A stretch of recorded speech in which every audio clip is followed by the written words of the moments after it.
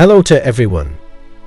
Welcome to another exciting episode of Logical NDE, where we bring you intriguing stories of near-death experiences that people from all over the world share with us.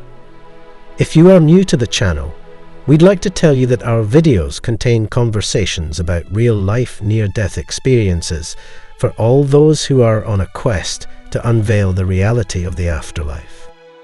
Today's episode revolves around the story of Mr. Fred Kiozski, who shares his near-death experience as a 48-year-old history teacher in a high school located in Sydney.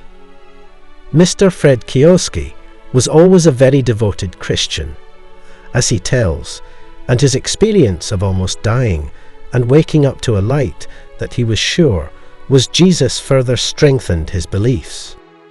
At Sleepy Hollow Lake in Athens, New York, it was a lovely August day in 1994. It was my partner's in-laws' annual group birthday celebration. There were about 20 relatives and their siblings present. I set up the party barbecue as the kids played and screamed uncontrollably. We had gathered on the upper level of a pavilion by a lake. Barbecue pits and picnic tables were located on the lower level. On the side of the structure, a payphone was fastened to the wall. I remember witnessing a few gentle sprinkles of rain when the idea crossed my mind to phone my mother and see how she was doing. Unbeknownst to me, the lovely sunny day had given way to strong dark storm clouds that were rolling quickly over the lake in the midst of the celebration and pandemonium. I made my way around the structure to a payphone and made a customary call to my mother. There was no answer, even after 8 rings of the phone. I hung up the phone by removing the phone's handpiece from my face with my left hand. I heard a loud snap when it was approximately a foot from my face. I saw a dazzling flash of light emerge from the phone handpiece I was holding at the same time. The pavilion had been hit by a strong lightning strike that travelled through the phone and struck me in the face as it raced to the ground. My body was violently thrown backwards, like a rag doll by the force of the lightning bolt. Despite the shocking physical trauma, I became aware of a curious and puzzling development. I felt myself blast ahead as my body was blown backwards. However, I also appeared to be standing still and perplexed, while gazing at the phone that was hanging in front of me. There was no logic. My mother-in-law's screams could be heard from the top of the stairs above me at that same moment. She hurried down the steps in my direction. Like a deer caught in the headlights, I felt. She was looking beyond me to my right as she drew near, and I could see that she was moving in that direction. She was unaware that I was there. I whirled around to look in her direction. I now understood what was happening. 10 feet behind me, a lifeless person was laying on the ground. The victim appeared to be dead. The person looked like me upon investigation. A second glance shocked me into realizing it was me. While I was waiting to use the phone, I saw a woman drop to her knees and start performing CPR. I spoke to the people nearby, but they were unable to see or hear me, while I was able to hear and see all they did. I immediately realized that I was speaking in the same mental lingo I had always used when I was having regular thoughts. I got the plain, crude and abrupt thought, "Oh my God, I'm dead," at that precise time. My self-awareness was no longer contained in the lifeless corpse on the ground as a result of this cosmic awakening to consciousness. I was able to think and reason, whatever I was at the time.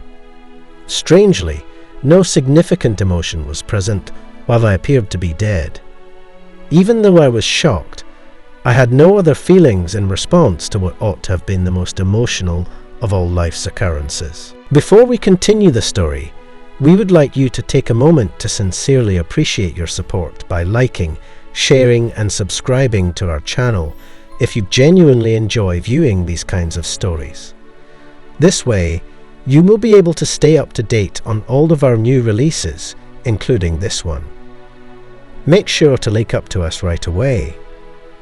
My thoughts then turned to leaving my body because I saw no value in remaining there.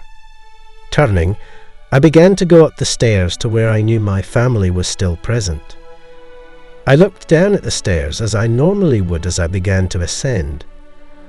I noticed that as I ascended the third stair, my legs started to disintegrate. When I got to the top of the steps, I remember being startled to discover that I had completely lost all shape and was simply an energy ball and thoughts. My mind was going into overdrive to absorb and give meaning of all that was occurring.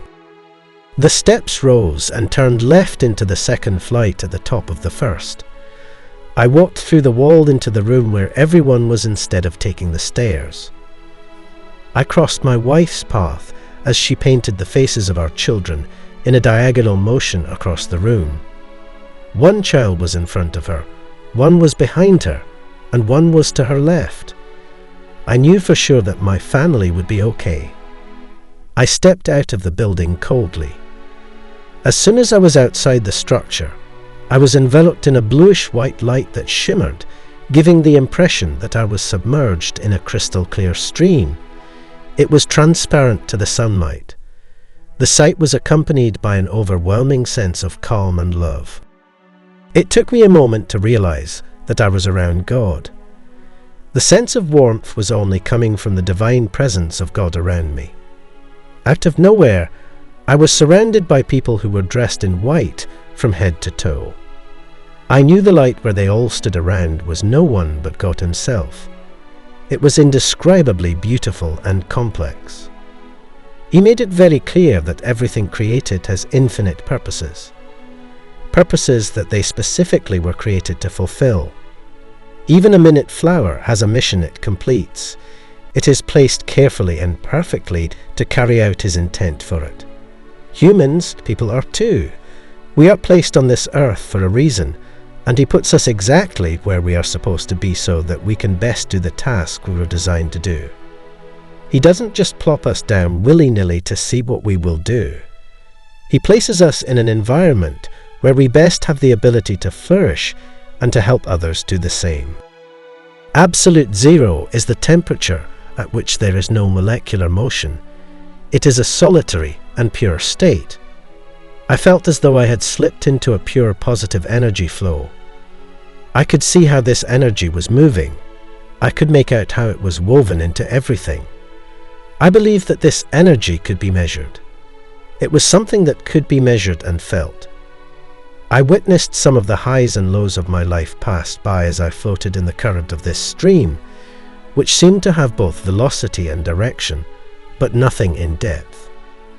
I started to become excited about where I was heading. Even though I felt that time did not exist, I was conscious of every second of this event and aware of every millisecond. This is the best thing that could ever happen to anyone, I recall thinking. He then gave me a choice while turning to face me. He advised me that I could either return to Earth and complete my assignment, or I may go away to relax. He did it without any prodding and in a very delicate manner. I was entirely in charge of my choice. He did let me see that, though He could appoint someone else to do my assignment, it would not be completed in the same manner as I would. Since I'm here writing this, my decision is evident, as He desired.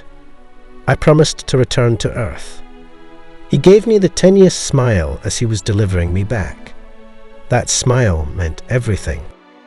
I was wearing an oxygen mask when I opened my eyes in my hospital room. I almost lost my cool when I took it off, since I was having trouble breathing. I can still feel how incredibly weak I was. I was unable to even get out of bed. I'm not sure if that was brought on by the surgery or by dying and encountering God. I had the sensation that I had died and then resurrected, which I assume is hard on the body. Before I could shuffle to the bathroom, I had to wait a full week. As it occurs to me, I had this experience following my salvation. To be with God when you pass away, I believe you must be saved or desire to be saved. It was a profound experience where I was put before God, and it shaped my entire life beautifully. That's it for today, folks. Have you ever reached another dimension in your near-death experiences? If yes, make sure to leave a detailed comment where we can read your thoughts on the impact of your near-death experience. In case you liked this video, do not forget to give it a big thumbs up. Also subscribe to our channel to support us in growing it. Share the video with your friends and family so they can have a fair taste about life after death and near-death experiences through our channel. Until the very next time, stay blessed.